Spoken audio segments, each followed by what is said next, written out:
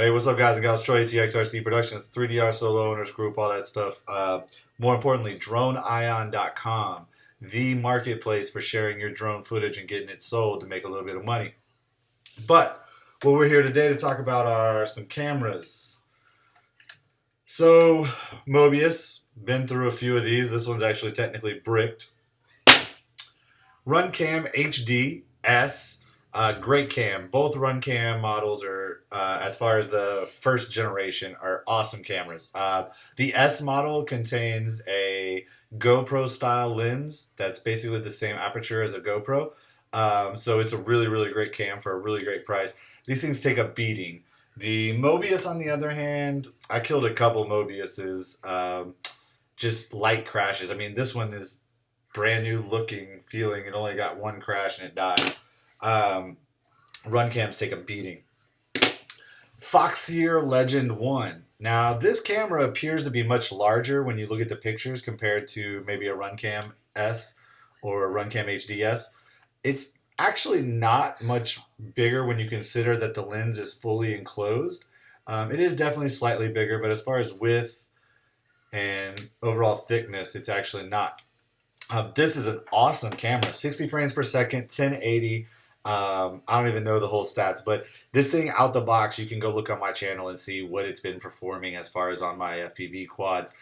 You can also find a couple of crash reels. This thing has been through at least 20 to 30 crashes, and it's still doing really well. You can see the frontal edge there is nice and dinged up, but this lens being enclosed is great because it keeps it protected from stuff like this Runcam, where you can see the lens got smashed up a little bit. So, what's in the package? Everybody's been seeing that Runcam has a new camera on the block. It is a Runcam HD2 or Runcam 2. It's supposed to have Wi-Fi and 60 frames per second, all kinds of great stuff.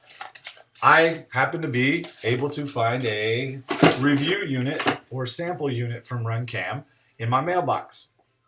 Now, real quick, the way I got this sample camera is technically I asked for it, but I also did have to show them that it was worth their while to give it to me. I did have to remind them that I have a video on their website featuring the Runcam HD against a GoPro Black. They use it at the bottom of their website as well as a bunch of other videos. And they've also sent me a Runcam HD S when it came out to test because of my prior reviews. So I kind of reminded them that, hey, I've been doing some work with the Runcam. I tag all my videos, blah, blah, blah. Runcam 2. So, first of all, thanks, Runcam. I really do appreciate it. Having these types of things are really, really awesome to be able to have before anybody else, as well as just to get. So there you go. Runcam 2 in a box. This is just an unboxing, guys. I'm not going to really be running through it much. I just wanted to take a look at it. I just got it, so I've been really excited about getting it. Compared to a Runcam 1, not much bigger. Interesting. It does also appear to be much bigger in the pictures, like the Foxier, but it's not. It's slightly thicker. But besides that, it's pretty much the same footprint. Lightness. Now, I believe this does not have a battery because I can tell it's really light. But overall feel, I mean, it's plastic. Excuse me, I'm a little sick. It definitely doesn't have that nice soft rubberized coating, but I don't know that that was necessary, and I'm sure it's a cost-saving issue. I'd rather have a really great cam. One thing you will notice is it has this interesting protective ring, and now that I see it in person, that's definitely what it is. It is a plastic reinforced ring around the lens, which is pretty cool. I'm going to go ahead and peel off the protective plastic, or try to. Anyways, we'll leave it. Back door, HDMI mini, or USB mini, I mean. I'm sorry, not HDMI, that's a USB. Micro, I believe, actually. Whatever the super thin one is. That is the only plug. Open the back door, and that's where you're going to put the battery. And it also has where your slot is for your SD card. So no more flying out because it is exposed and can eject. It's actually trapped behind the door. Pretty cool. So we'll leave that open.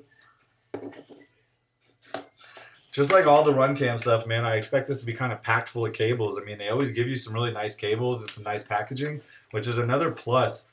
Cables can be expensive.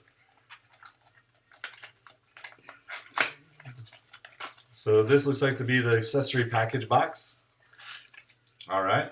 Wow, cool. So a couple of small Velcro straps with plastic loops. So you get some nice tension on them. That's great. That's pretty cool. Some Velcro, it looks like, 3M Velcro. Oh, this is where it gets interesting. I've seen some people, and I've actually done this before, glue a GoPro mount to the bottom of their Runcam, their first generation Runcam case. But check this out. Look at that. That actually inserts into the holder, and I can actually mount that on a GoPro, I bet you, on a GoPro clip. That's pretty cool. Go ahead and throw the battery in this thing. Battery comes in a little baggie. It's sealed and got a little pull tab for... Oh, that's the pull tab for ejecting it. So tuck that in. Slide this door. In a second.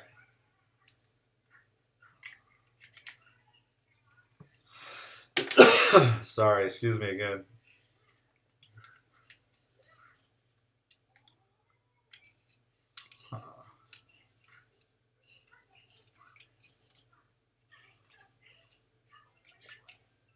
Oh, I've got the battery in backwards.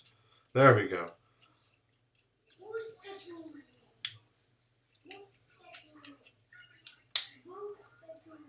Oops. Slide the door back on. Whoa, crash test. And we've now got the battery in there and all that. Again, you've got a plastic film on the lens. Go ahead and peel that off. And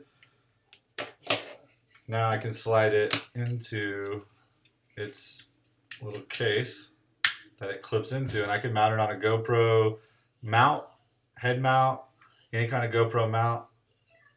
Pretty cool. Let's see, little tab here to eject the camera, pull down and push forward.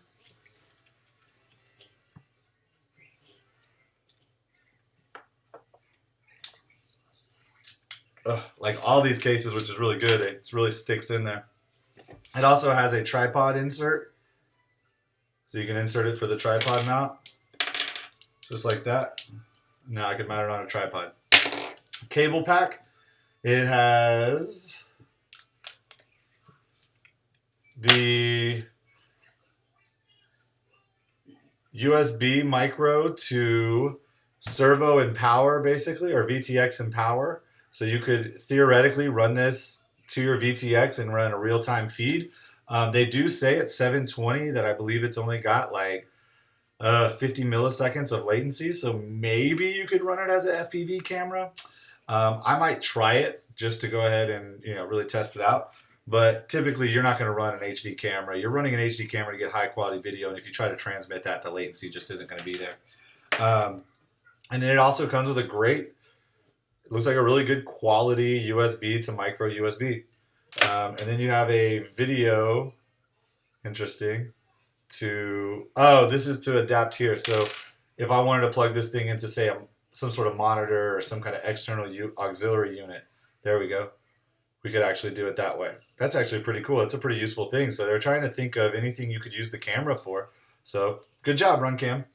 Yeah, I mean, all this stuff, plus the camera. The camera looks great. I'm very interested to see how it holds up to some crashes, because I know I'm going to crash. And more importantly, just to see the quality of video. Keep your eye out. I have not done a full review on my Foxeer yet because I knew I was getting this. I will be doing a side-by-side comparison where I fly both on the same quad at the same time. And I also will be doing just a quick review of this, but you can get my news here. It's a great cam. Sorry, Runcam. I mean, I appreciate the sample, but I want you to know you got some stiff competition with this. I do expect Runcam to knock it out the park and, at least meet expectations. So let's power it on. Let's see. It's the last thing we're gonna do. By the way, it does say "Born for RC Fanatics," just like the original Runcam did. So that's pretty cool. They're sticking to their heritage. I'm assuming the blinking light means there's no SD card in. Hold the Wi-Fi button, and I'm guessing that turned on Wi-Fi. It's flashing blue in the corner, and all the rest is green. I'm gonna hold the Wi-Fi again. Yeah, did something. I'm not sure. So now it's going back to just saying that it doesn't have an SD card.